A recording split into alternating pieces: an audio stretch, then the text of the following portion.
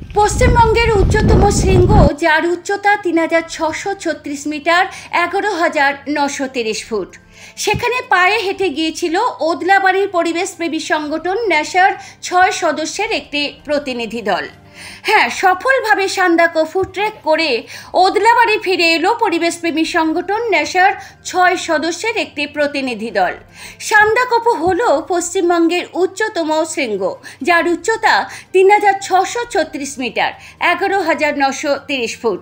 দার্জিলিংয়ের সিঙ্গালীলা জাতীয় উদ্যানের ধারে পশ্চিমবঙ্গ নেপাল সীমান্তের এই শৃঙ্গ সিঙ্গালীলা পাহাড়ের সবচেয়ে উঁচু বিন্দু।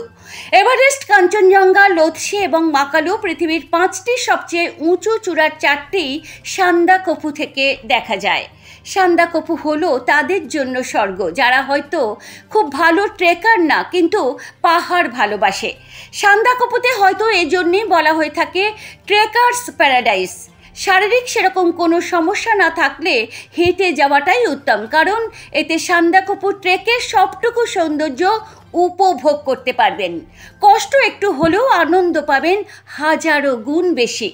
সান্দাকফু সফলভাবে ট্রেক করে ওদলাবাড়ি ফিরে এলো পরিবেশপ্রেমী সংগঠন ন্যাসার ৬ সদস্যের একটি প্রতিনিধি দল।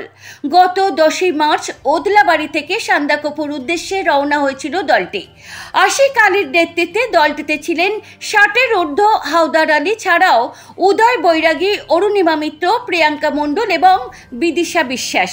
পাহাড়ের প্রতিকূল আবহাওয়ায় ম্যানেমঞ্জন থেকে ট্রেকিং শুরু করে টুমলিং, কালীপকরির পর সমুদ্রপৃষ্ঠ থেকে ৩৬৩৬ মিটার উচ্চতার সান্দাকফু হয়ে ফালুট এবং গোরকেতে পৌঁছায় ট্রেকিং দলটি। মঙ্গলবার সন্ধ্যায় ওদলাবাড়িতে ন্যাসার পক্ষ থেকে সফল ট্রেকারদের সংবর্ধনা প্রদান করা হয়। বিস্তারিত দেখুন পিবিএন বাংলা নিউজে।